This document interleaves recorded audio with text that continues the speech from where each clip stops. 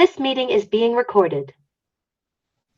Greetings and welcome to Mount Olympus. I am Hercules Invictus, and today on Mythic Monsters Episode 4, we will explore Medusa and the Gorgons in myth and cinema.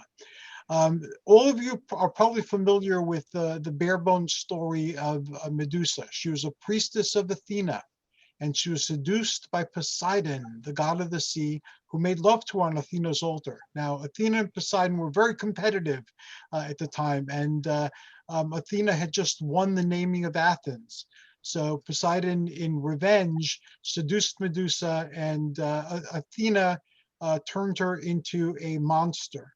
Now, the stories conflict on whether she was so hideous that with her snaky hair she turned people to stone, or whether she was still so beautiful that her beauty was the last thing that people saw before they were turned to stone. I don't know the answer, never glanced Medusa, but we will learn more about her today. And now I pass the scepter over to Athena, who will bless us with more mythology.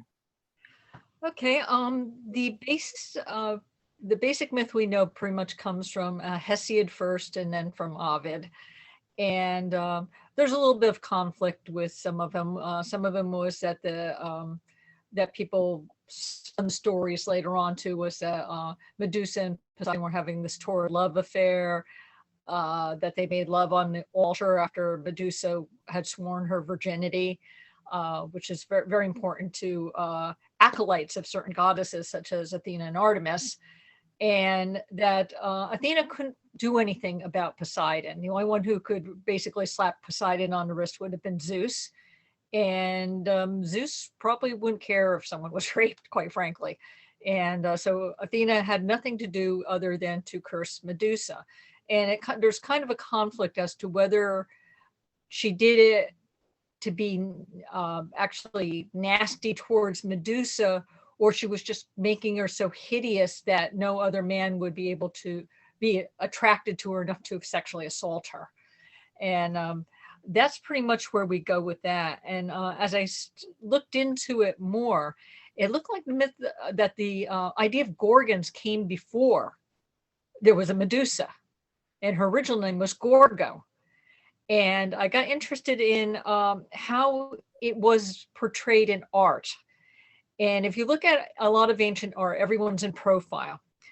And the Gorgon is one of the few things that's looking at you straight. And there's a reason for that. Gorgons were considered to be protection from for the city. And like most predators are looking right at you. The large goggle eyes are similar to Athena for having those flashing divine eyes that will just stop you in your tracks. It's also noteworthy that she has boar's tusk and sticks out her tongue, and sometimes she has a little beard. There's a very similar figure in mythology that's just about going around the same time, and that would be Bes in the Egyptian pantheon, who's actually hails from Nubia. And he's this little dwarf character, and he also faces forward and has this tongue sticking out. His beard are little curly cues, which could be very serpentine. And it's been suggested of both Medusa and, or I should say the Gorgon, rather, the Gorgon and Bes and Bestet, that these curly cue beards and hair were part of a sun symbol. Again, for protection, light, and things like that, and to ward off evil and darkness. And Medusa's snakes also represent what snakes represented back then. It was birth, death, and rebirth. Snakes shedding their skin was renewal and things like that. Bes and Beset both protected women, children, and women in childbirth. So they were very much invested in the cycle of life and death. The tongue sticking out, which kind of looks goofy to modern eyes, but it's also something that's supposed to be very sexually provocative. And in several cultures, the tongue sticking out symbolizes joy. And Bes, for example, is a very joyous god, aside from being absolutely terrifying to demons and the one you want to protect your city and your household and everything.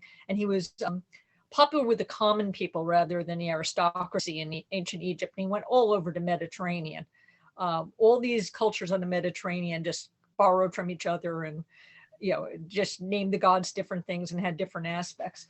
I have actually a cheap plastic shield that I got from Spirit of Halloween.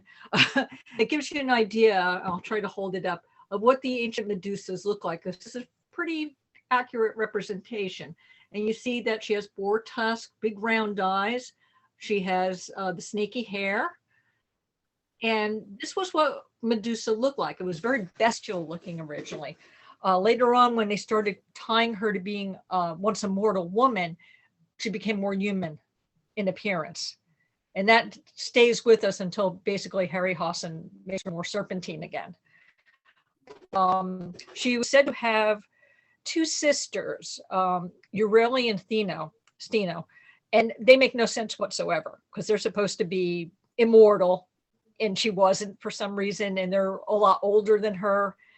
Again, it just made no sense for her to have these sisters other than back with a lot of mythologies, they like to do things in threes, so there had to be three of them. And there is one myth of them being very upset that that first Athena cursed Medusa, and they go chasing after Athena, and she gets mad and gives them snake hair too. And then our myth said they already look like that. So what did Athena do? Just make them look like her? It gets really confusing. Let's just see if there was anything else. Her representation of the Gorgon goes on Athena's shield and her aegis that she wears. That's like a leathery cover that's sort of like almost like leather armor or whatever. And sometimes it's draped around here. A lot of times it's trimmed with snakes. There's a lot of serpentine symbolism between the two of them and other things that kind of are very broadly similar. Athena, as you know, was the daughter of Metis and Zeus and sprung full grown out of Zeus's head with her armor and shield and everything, spear. And when Medusa is decapitated, she was pregnant. And the two children of Medusa and Poseidon were, I'm sorry, I forgot his name again. He wasn't his own, huh? Christian. Thank you. I know it means golden sword or something like that. And he's giant. He winds up being Gerion's father and stuff like that. And he's full grown and has his weapon already at hand. Medusa isn't fertile. She doesn't get to be that creation force again until she's decapitated. And again, it's you come out of the head, you're a divine presence, whether it be Athena or it be Pegasus. You're ready to go. You're a full-fledged god or a divine presence. And they keep tying Medusa and Athena together with serpents and everything else. Athena was a serpent goddess as much we think of her with owls, but she has serpents all over her. She has on the trimming on her aegis. She has the Gorgon head. One of the statues of her has her holding a shield over a serpent, because serpents back then symbolized wisdom and renewal, rebirth. And both the Gorgon, Bes and Vesta, and Athena were all considered protectors of their city and had a very widespread worship. So I think it's just interesting that we tend to just say, well, here's the monster of the week for Greek mythology and write her off when she was such an important symbol throughout the Mediterranean, and symbols like her were all over the place there. So, thank you, Athena. Just adding a couple of touches to that. In modern Greek, and I suspect in ancient Greek too, Gorgones or Gorgons were mermaids. Yes, he's a sea demon according to Hesiod, I think. And the sirens, which are usually portrayed as mermaids, were actually bird women. So somewhere along the line, the imagery got confused. And serpents are honored in Greece even to this day. Now, supposedly because they keep the granaries free of rats and other vermin. But in antiquity, the serpents were thought to be the embodiment of heroes who were in the afterlife. So the heroes were honored by feeding the snake at their shrine. So yeah, there's a complicated mystery, and that's something we could devote many shows to.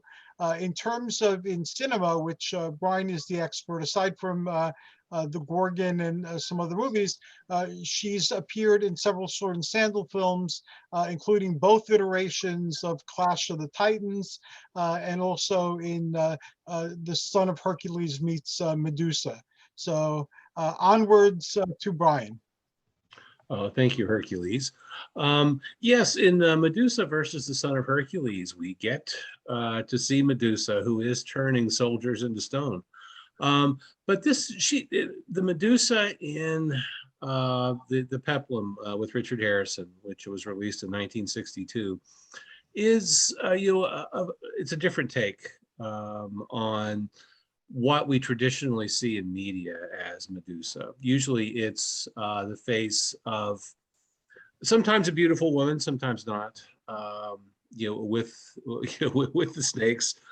But in Medusa versus the Son of Hercules, you get sort of a cyclops, almost tree-like figure, which is photographed beautifully in the film. And it's very atmospheric. There's a lot of there's a lot of fog in the background, so you can't get too terribly much detail as you're watching it. The sad part for me about Medusa versus the Son of Hercules are the existing copies. I mean, every copy I can find, including the one that Svengoolie aired on MeTV a few years back, is just abysmal. It's it's a washed out print. It's not very clear. It's pan and scan, which is my undoing, to tell you the truth. When it comes to watching one of these films, I would so like to see a cleaner copy of the movie. But one of the best presents that I got this year at Christmas was one that my partner got me. It's a 20 film Hammer box set on DVD, which includes the 1964 Hammer film, The Gorgon, with some of Hammer's best actors. Peter Cushing, always watchable, and no matter what the subject matter is. Christopher Lee, one of my favorite actors, and Barbara Shelley.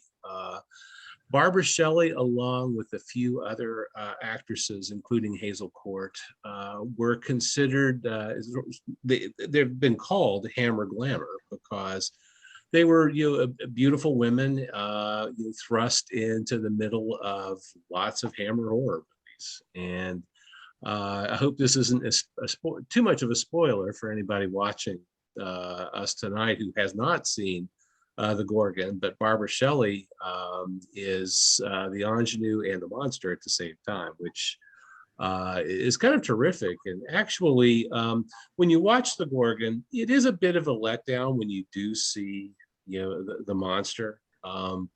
Oftentimes, the monster is kept farther away from the camera, and a lot of it's done in shadow and such. But at the end, when you do get to see the Gorgon, the effect of the snakes moving it could have been done a little better. Actually, Barbara Shelley herself wanted to wear a wig in which garter snakes had been kind of woven into the wig, which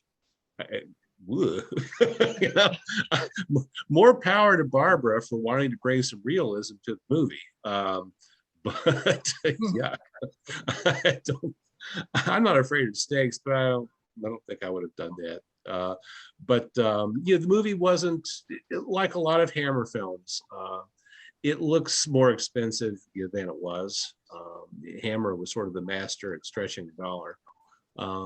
They got it in the can for a little over 150,000 pounds. For American money at the time, that probably would have been, let's say, $200,000. And if you put it in that context, even in 1964, that makes this a really budget picture. It's very economical. But Terrence Fisher, great Hammer director, is at the helm. Excellent performances by everybody in the cast. Like I said, Peter Cushing always blows me away. He and Barbara Shelley carry a lot of the weight, the dramatic weight in the film, and are all wonderfully watchable. Just terrific performances. And Richard Pascoe, who is ultimately one of the victims of the Gorgon, I should say, at the end. It turns out a really strong performance as well. And the copy and it actually, I think it was produced by Mill Creek, if I'm not mistaken. But the Blu-ray copy is just stunning. It's an excellent print. The color hasn't aged one day.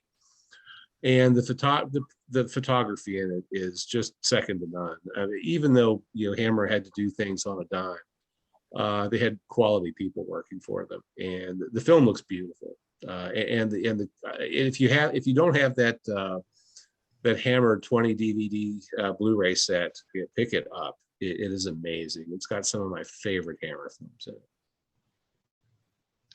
Incredibly awesome. Athena had an explanation for the Medusa in Medusa against the Son of Hercules, and I didn't know this. So Athena?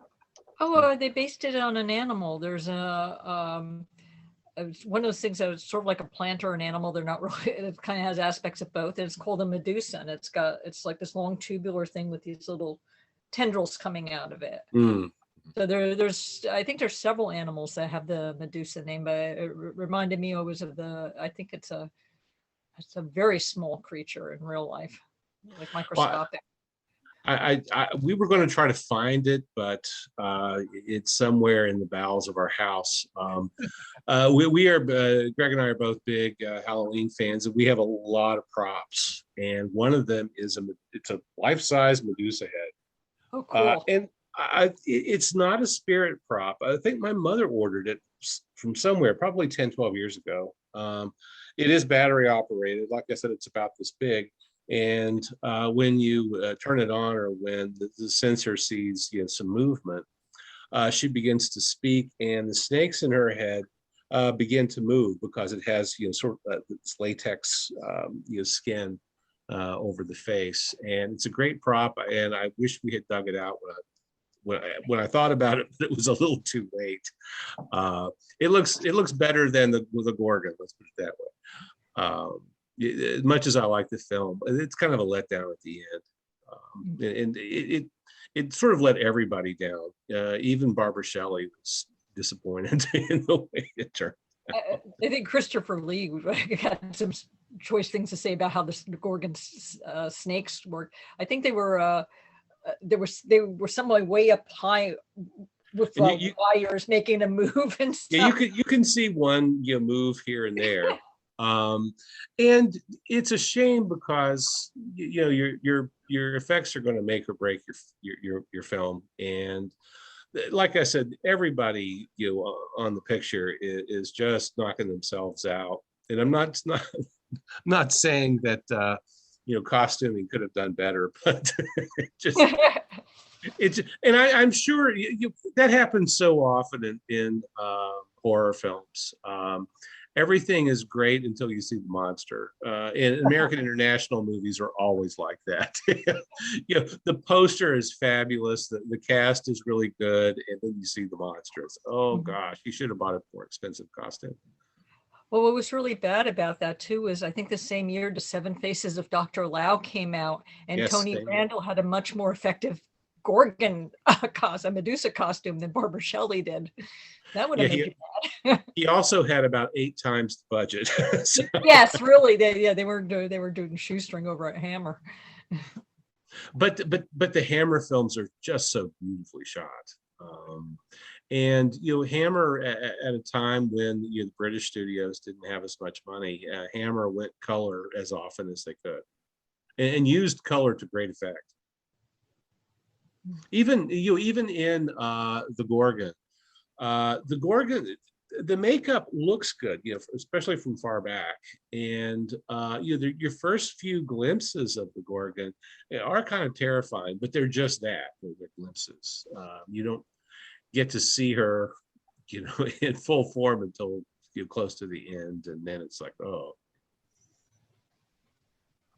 Yes, I find it horror films that sometimes if you let it go to your imagination, you'll actually imagine something a lot worse than actually up there. So if they keep to the shadow, you just think you see it out of the corner of your eyes, a lot scarier.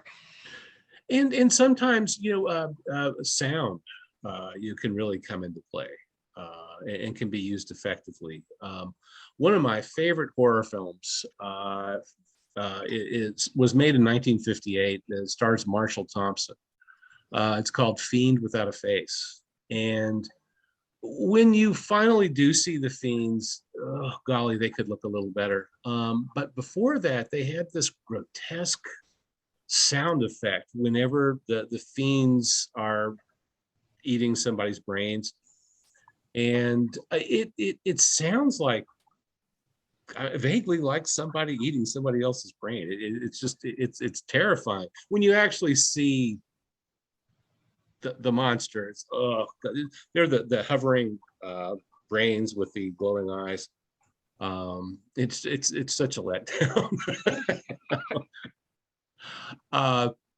But you gosh, they didn't have CGI back then. Ray Harryhausen in Clash of the Titans. Wow, I mean, that was so painstakingly done.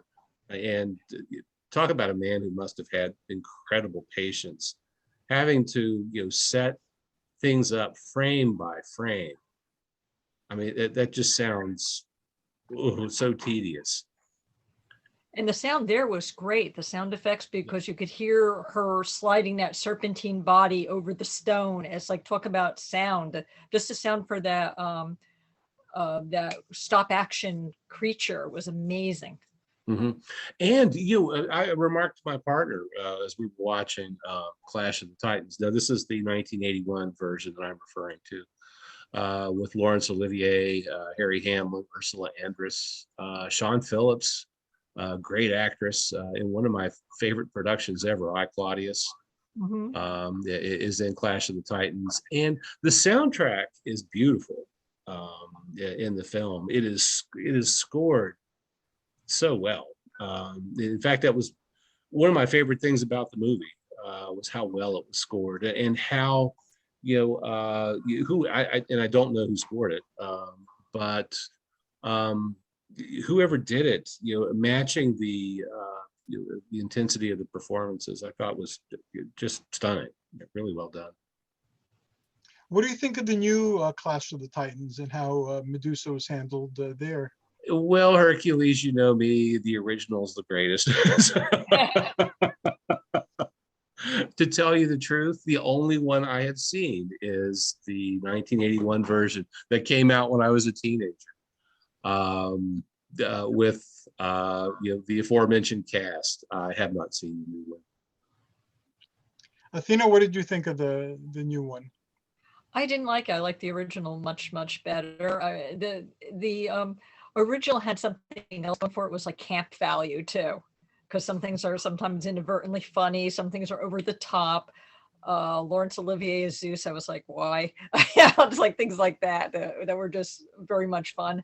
The only thing that the remake was an improvement on was getting rid of that stupid mechanical owl Bubo.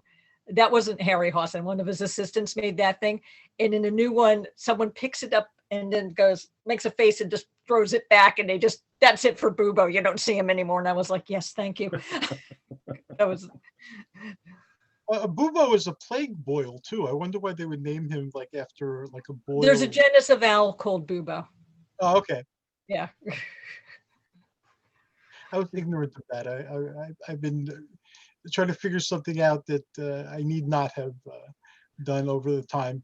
Did you know that there was a sequel of sorts to the Gorgon by Hammer? No. Yes.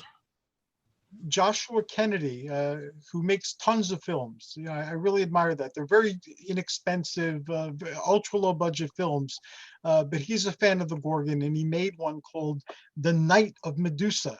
And pretty much the plot is the same. The protagonist winds up, the woman winds up being the monster, the Medusa, and you slowly watch her turn from a awkward young lady into a terrifying and murderous monster. So it was very interesting, and again, it was a homage to the Gorgon.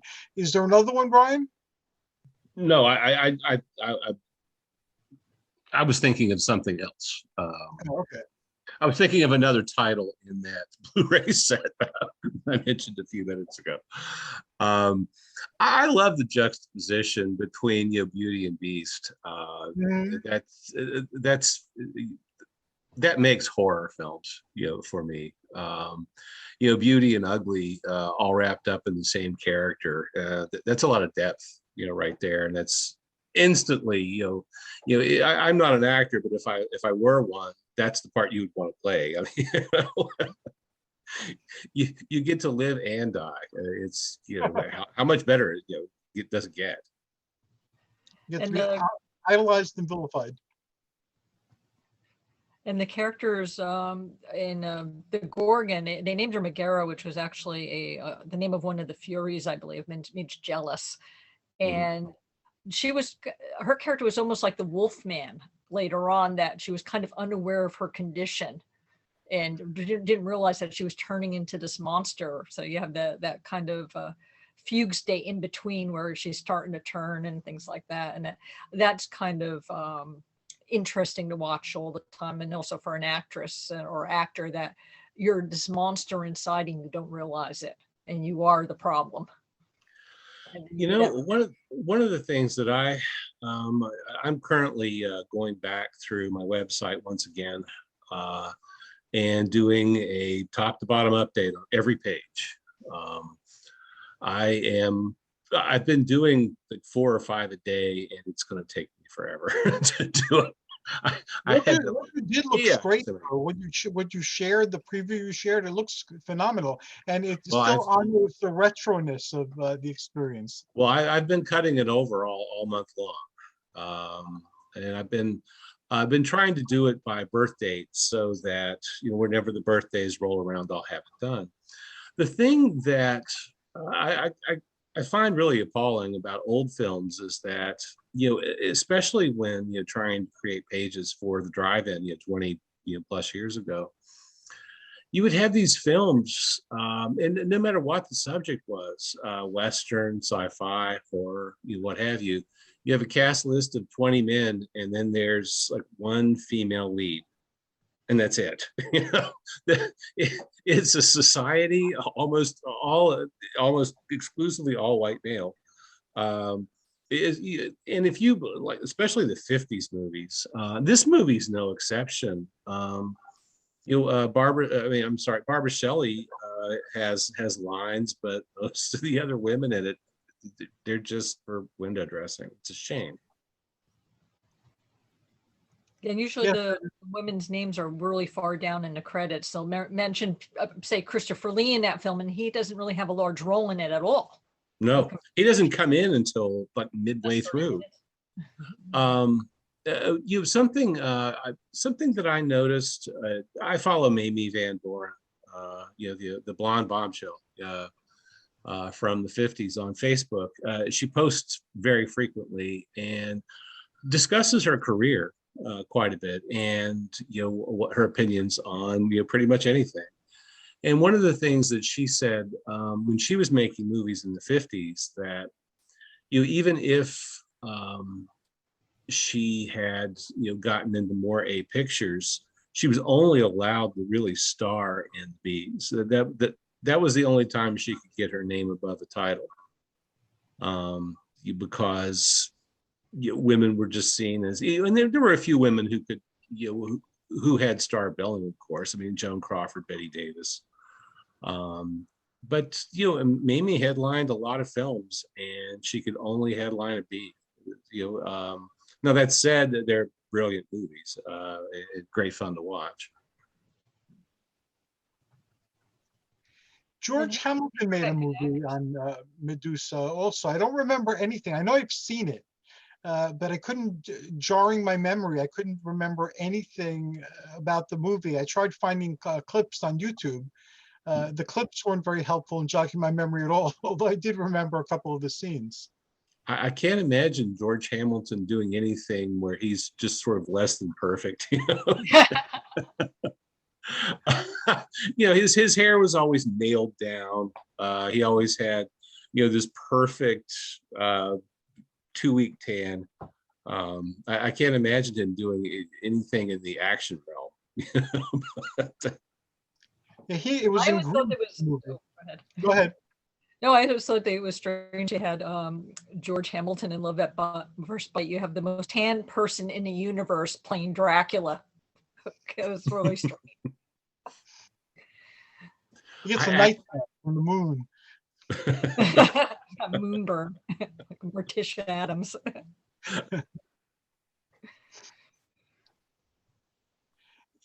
Again, I saw the clip. The clip didn't really focus on Medusa. It showed her briefly, but it had them in Greece, and they were gamblers, and they got in trouble with the local mob, and they were being chased. And there were a lot of like Greek village scenes and boat scenes, and there was a Medusa. So I did not remember what the Medusa had to do with anything, unless she was a symbolic type of thing of the predicament that they found themselves in. Well, I am looking up George Hamilton on IMDb right now because I've got to figure out what this movie is. How long ago, how old would you say George was in this movie? He looks young. He looks fairly young. I could show Oh, okay. you. I don't know. Okay, If so we it's got so it's not like 70-year-old George. It's what, 30 no. He looks like late 20s from the box. Ah, boy. I'm not, gosh, I'm not seeing anything here. Let's go into the late 60s. It's a Gordon Hessler film.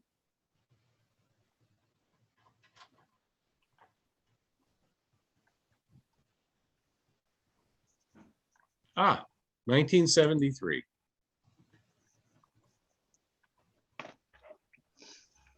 Oh, it is listed as a mystery, but oh, There's a Medusa in it. it's got a great cast though. Cameron Mitchell, Luciano Paluzzi. Wow.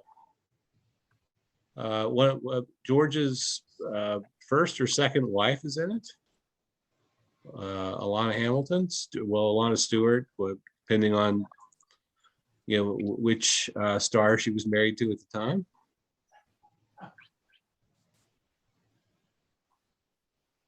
Yeah, this one looks interesting. I'll have to take a look at this. Yeah, the Medusa seems incongruous, but there she is. She's in some of the images. I think it's on YouTube. Is it called Medusa? Yes, it's Greg says that it's on YouTube. Oh, okay. I found another movie on YouTube. I'd heard of this movie, and a couple of times I tried to find it, but it was always like priced outside of what I pay for an unknown horror movie. It was a Chinese remake of Species, Oh, and it was called Sex Medusa. And I forget what it was called in Hindi. The Hindi version also had a bizarre, Cobra Goddess or something. But that's on YouTube now too, so I have to watch it later in the week sometime. I have to wonder, how some of this stuff winds up. Well, how it stays on, that is, on YouTube, because that movie's got to have copyright. It must, but copyright laws vary from country to country too. They do, and I think that it's violated so often anymore that it's sort of impossible. It's kind of impossible to avoid it at this point. I have a friend who made 38 films, and he also owns like a ton of films, including some Peplum films. He owns the right to them. Mhm. And he's been fighting he has all the paperwork and all the documentation, but still, even Mystery Science Fiction 3000 put some of his films on without, and fighting these things is really expensive. Mhm. Yeah. So I suspect that's why folks don't pursue it. But yeah, you're right. The copyright's not as respected a thing. We live in an era of, even with writing, cut and paste. So I've been teaching college classes since 1988. Let me tell you, plagiarism is alive and well. Yeah, they practically leave in the Wikipedia little number annotations and everything. It's like, please. I love and hate Wikipedia at the same time. On the one hand, it's a great compendium. I love the listing of sources at the bottoms of some of the articles.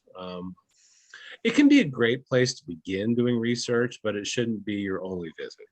Oh, definitely. It gives you a jump off point for a lot of things. And Mhm. some of the photographs with the art, it's invaluable because sometimes you find that reference and then you can find something else later on. But it's a good place to start. Yeah, and I like that it's open, and in theory anybody can add to it. But then again, I've read some in some Wikipedia entries. I've read things that just are. I know it's not true, so I, like I said, it's a good. You take it with a grain of salt, but I guess the good outweighs the bad. I find it a good place to start looking for things as well. If I don't know anything about something, rather than trying to piece it together over reading lots of information, I'll go to Wikipedia. That'll give me some idea. I'll formulate questions, then I'll go out and try to find things. But a lot of information online is wrong anyway. I know some very esoteric subjects, and there's information on them, but the information is not correct, or it's sloppy scholarship. But again, you need a place to start. Mhm. Well, and like I said, the thing I like about Wikipedia most are the the sources at the bottom. Those are invaluable, and if you can get to the sources and have them in a compendium on any particular topic that you're researching, that really cuts a lot of time out of it. Yeah, I find that online research is both a blessing and a curse. I remember because a lot of my background is in esoterica. So, finding these obscure cult books from like long ago. And I remember when I was in my teens and early 20s, you'd be looking for a book that you found out about through references. You'd have to go to antiquarian book dealers, and it would take like a year, 2 years sometimes to track down a copy of the book, and it would cost you money, to get a copy of the book. And then maybe 2 or 3 sentences out of the book were useful. But you have no way of knowing until you finally get the book. And I remember when the internet first became what it is now, one of the books I'd always been looking for, I could never find, the Arbitel, it was called. There were 5 different translations of the Arbitel plus the original material online for free. And I spent years looking for a copy of this book, any copy of this book, unsuccessfully. So, well, trust me, this is very similar, but I've spent years. I mean, I've got a 25-year-old DVD collection in my family room right now, and a lot of the stuff that was impossible to find, I can now log into YouTube, and there's a crystal clear, brilliant copy of it. Yeah. But I'm still hanging on to my physical media. So. Me too. Although we're slowly starting to let go of it, it's hard. Well, I can anytime I want. Every time I head to the family room, and I've got a closet. It's a walk-in closet with a lot of the media. Unfortunately, it doesn't hold everything, so it spills out onto the shelves in the family room. And every time I walk through there, purposefully looking for stuff to get rid of, I'll walk away with like one. just one title. I don't know why. I didn't think that I was like that. I didn't think I was a hoarder, but apparently, for depending on what the object is, apparently I am. Yeah, same here. I've been Not getting proud better of at myself it, but not much better. But still, I've been able to release more as I do this more and more each day. And now, just like I keep track of what I eat, I keep track of what I no longer am looking for online, and what I, letting go of more things that I've accumulated.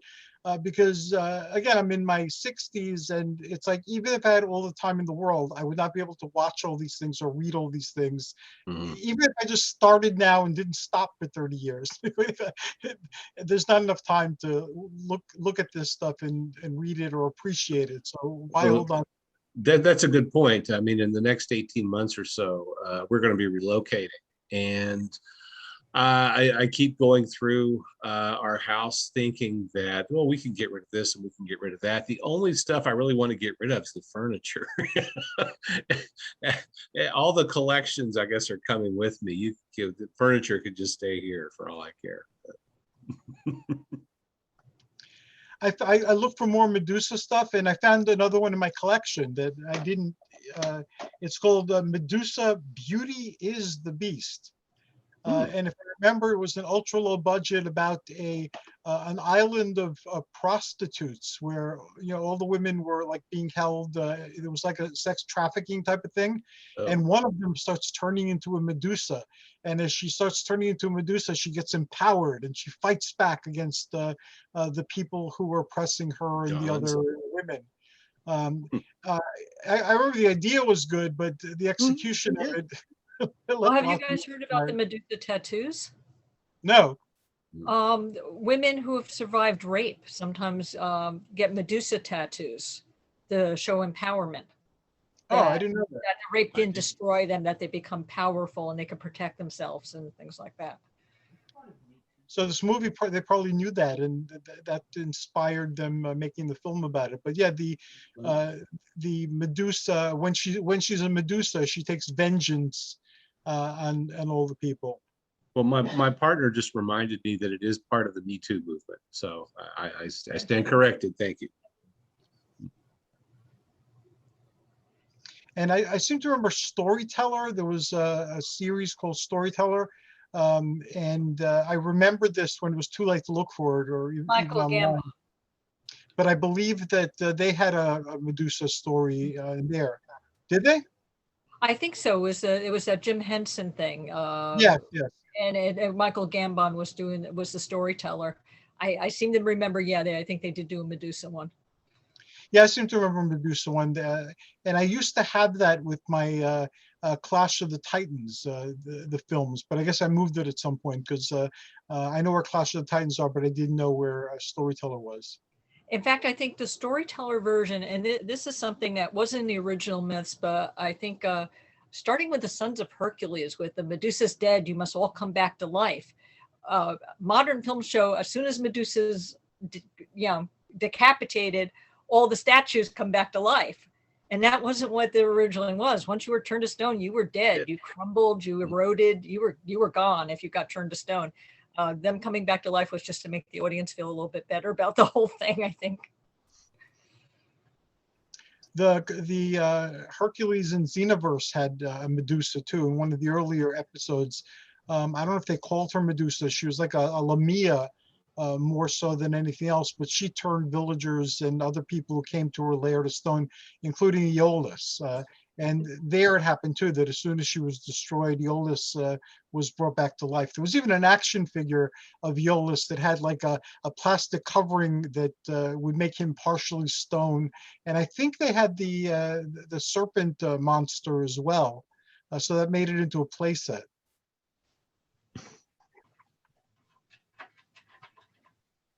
The Freudians had a field day with Medusa.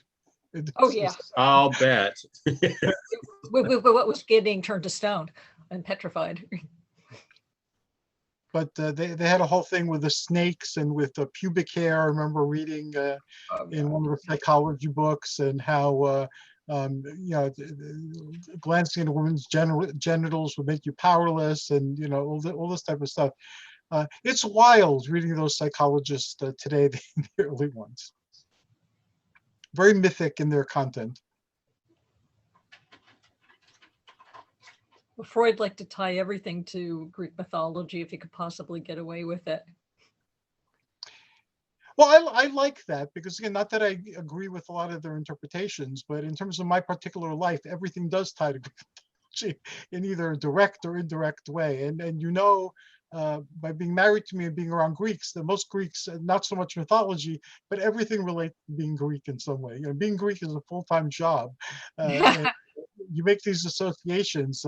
My aunt used to know every single actor and actress who was Greek or who was married to a Greek, and that would come up like 10 or 20 times a day in conversation. Oh, did you know this one dated a Greek back in the 40s? And so, did she watch a lot of Kojak?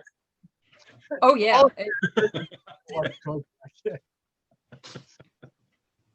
It is, Kojak is on during the day.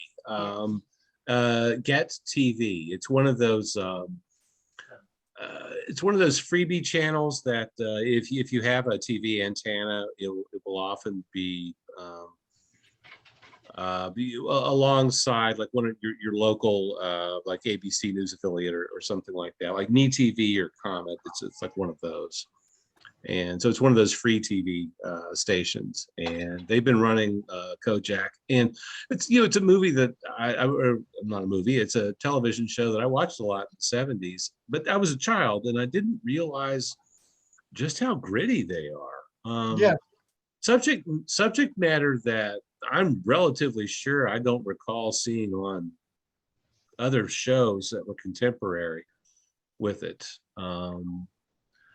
It's progressive, even today. These shows are close to 50 years ago. Yes. They're close to 50 years old, and I've been really impressed on how it's written. The prevailing attitude of the series is very progressive. It's not at all what I remember cop dramas being like in the 70s at all. And like I said, very gritty too. I mean, oftentimes, the people that he's trying to help die in the end, and that is the reality of those situations, unfortunately. But extremely well written show, well acted. Yeah, I even remember some quotes now years later, and I haven't watched Kojak in God knows how many years. But take another look at it. It's got some great guest stars, and it's gritty, and overall very well written. I remember one quote was, "If you bother me or any of my family, I'll scatter your brains from here to White Plains." That was one of the things he said. It took me a while to get used to him as a good guy, because the first thing I saw him in was the Dirty Dozen, and then he's and great. then Horror Express. So it's like, Mhm. so that it was like, oh, he's a good guy this time, because he was such a disgusting character in a Dirty Dozen. Yes. Yeah, the lollipop, that became a fashion with Greeks who wanted to cut back on their smoking. I remember lollipops became very popular amongst the Greeks at that time. And he had a brother, Stavros, who worked there, also in the police George, department. yeah. I guess I'll look for them and I'll rewatch some of them. Yeah, I see. I don't have much of a racial identity at all, or no, I don't. I mean, when we did 23andMe in my family, we're just everything.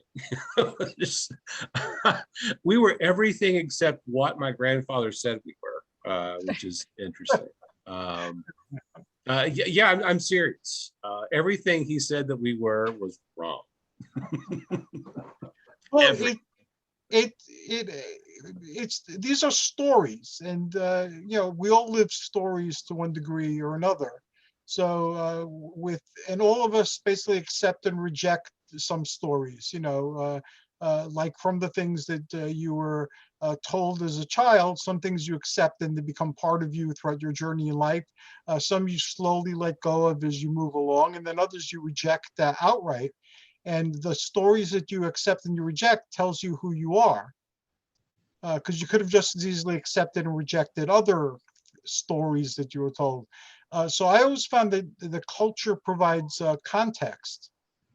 Well, for him, I think it provided an excuse. Okay. He always blamed any mental illness in our family. And our family we're not crazier than any other family. We're just kind of average. He blamed that on the fact that his grandmother was Native American. Guess what? There's no Native American blood on that side of the family. So I think she was Irish. So. Oh, we're pretty wild too. Well, maybe she was native Irish. Well, I have well, ancestry.com keeps fine tuning where it is. So basically I just say I'm a Celt because it's pretty much now they're concentrating me more with the Scottish rather than the Irish, although I know from my Aunt Mary's family history, a lot of them came from Ireland. And then there's some Scandinavian in there, which means that somewhere in the family tree was an opportunistic Viking. So, but all the places where they say that my DNA comes from are all places the Vikings raided. So I don't know. But I was depressingly white bread, really. There's nothing exotic, really. Yeah, we had Scandinavian, German, British, Irish, Spanish, just a little bit of everything, but no Native American at all. None. But he accepted that story. Who knows who told it to him or why they told it to him? But of all the things he accepted or rejected, he accepted that story and it became part of who he was and the source of his great shame, whatever that happened to be. And that was it. Well, one of the things you got to realize with DNA too, it's basically kind of a shuffle of percentages. Now, if my brother had gotten a DNA test too, he might show something a little different. True. There was one story of people from a very Italian background where they had 4 siblings. And yeah, all right, we got Italian background, and then the last sibling didn't. And it wasn't a matter of, well, was somebody fooling around here or not, because she looks just like everybody else in the family. Mm-hmm. So it's like sometimes you get a little bit of a different shuffle even among siblings. That's true, but nobody on my mom's side of the family has checked that box. None of them. None of us did. Henrietta Lacks. Yeah, it's like the immortal life of Henrietta Lacks. Well, my father said we were we were Dutch on both sides, but that wasn't true. His family came from Rotterdam way back when, but my grandmother was Pennsylvania Dutch, which is actually German. That wasn't the same Dutch, Dad. I was in Pennsylvania Dutch country Monday, as a matter of fact, yesterday. And the country's changed too. Like my son, he got one of the DNA tests and shows him as being mostly Italian. And the family, as far as we know, hasn't been like in Italy since, basically, oh God, the days of the Roman Empire. So since that time, we've been in the Mediterranean on the other side in Greece, but his DNA shows mostly Italian. Well, they go by a geographic location now. Yeah. So it's like rather than countries, because those countries didn't exist way back then. Right. So you're showing Italian if any place the Roman Empire went, he could very well have like what they're called Italian background, because it could have been something from the Romans. Mm-hmm. I find culture fascinating, and sometimes I'm glad it exists, and sometimes I'm not so happy that it exists. Like I said, I don't really have a cultural identity, so I feel left out. I always have, really. Well, cinema is your mythology. Well, yeah, it really is. But as a child, you're growing up, you want to latch on to something, and I did have friends who had very deep ties to their cultural identity or religious affiliation or whatnot, and I had none of that. Not a bit. So maybe that's why I am still, into movies. I was when I was a kid. I guess I needed something to bond with, something to identify with. Yeah, I got that initially from the mythology and the stories I was told. And then on TV, there were all the Peplum movies, including the Sons of Hercules. And there was the cartoon, The Mighty Hercules. So all of this reinforced those stories. And I liked the Peplum and I liked the cartoon. So yeah, it kind of expanded my definition of who I was. I was disappointed when my grandparents first came to this country to visit, because they weren't dressed like people in the Peplums. And I believed as a child In America, people dressed like we were dressed because we were in America, but in Greece, they all, there were chariots and people wearing peplum costumes and things like that. I'm glad I never saw my grandfather in a toga. Well, sometimes other things are disappointment. I was really into cursed Greek mythology, and this stupid summer camp I went to wanted to do It's a Small World After All and have us dress up as different native Gargoyle countries. So it's like, oh, good, I'll go as ancient Greek stuff. And then I saw what the Greek national costume was and said, no way. So my mom goes, do something different. So I had no idea. So they assigned me Russia. So my mom made me a Cossack costume. It's like, no, that's wrong too.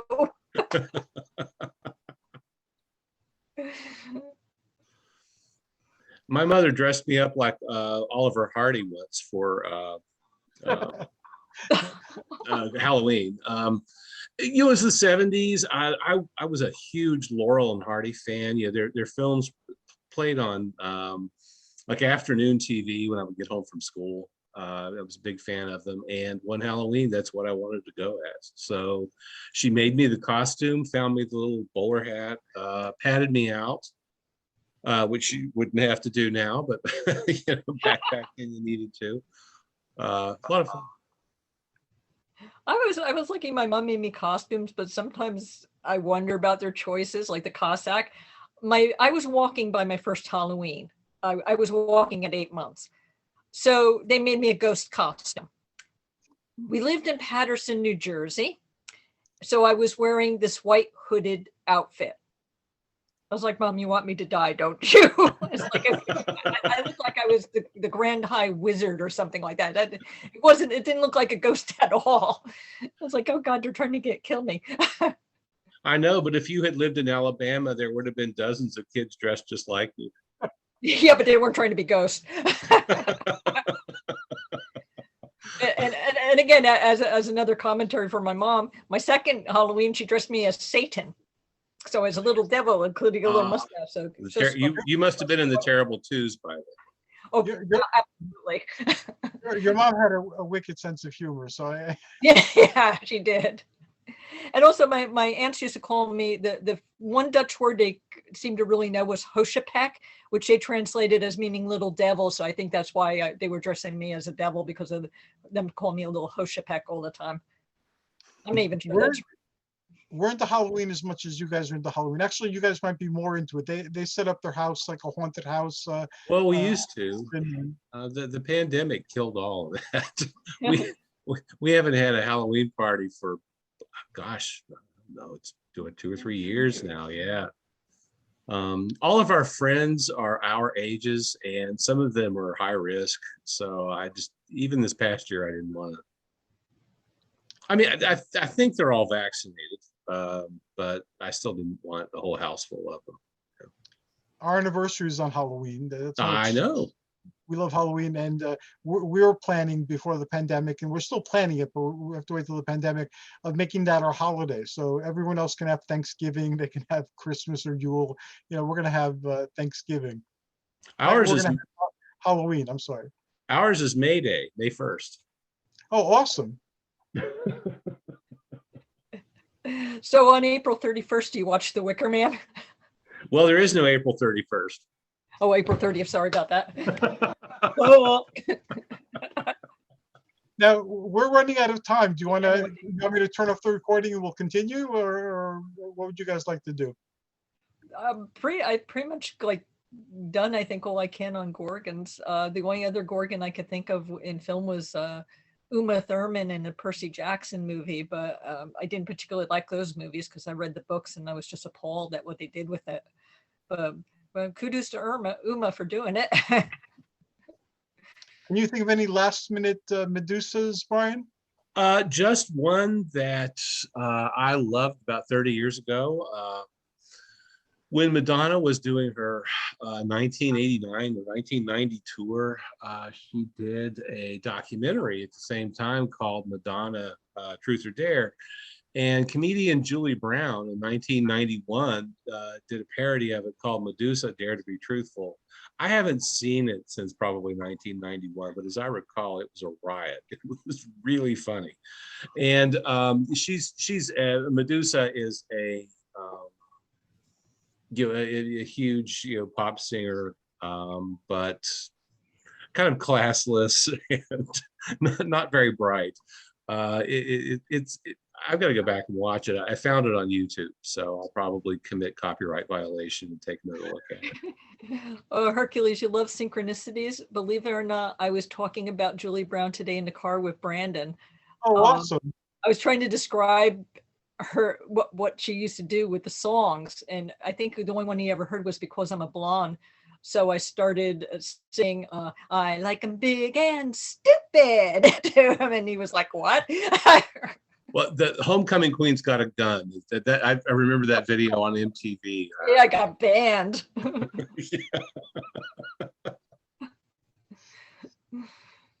I used to watch her show too. I thought the funniest thing was Just Say Julie. Yeah, I did too. Julie, when Elvira was on and they did PMS Day. And it was so funny. He would just do the wildest stuff on her show. We'll have to devote an episode to Julie Brown. I will watch Medusa too on YouTube after I watch Sex Medusa and see what they did with Species. You don't really need to watch the Madonna documentary. We're all so, after 40 years, we all know, it's impossible to avoid Madonna. So you've got the image. You don't really have to watch what it's based on. You have to watch it though to see Chris Elliott as the dance instructor. Like Cabin Boy, him as the dance instructor was just hysterical. And Wink Martindale makes a pass at her. I love talking to you, Brian, because we watch the same ratty movies. It sounds like it. Yeah. Wow. We have to get Greg on the show next. Oh God. The problem with him is that he won't shut up. So it's a talk show. It's a talk show. Lean down. Okay. I would have to tell you. Hi, how are you? Hey. I have to tell you, I found the Medusa with George Hamilton on there, but all the did you? overlays and the credits and everything are all backwards for some reason. I don't know why, But somebody screwed up. yeah. So, but it's posted up there, and I assume. Just don't try to read anything. Right. It's not subtitled, is it? Yeah, no, Okay, good. Yeah, that'd be kind of good. Yeah, I have to get on there sometime, man. We have to do a Halloween special together. Oh, there you go. Yeah. Can we do it in costume? Yeah, definitely. Why not? We should do one that's like a Zoom meeting that's almost like a Halloween party with us talking about our favorite horror movies or our costumes and stuff. That'd be funny. Cruise chef and drag, Your toss at, You'll throw a shoe and everything.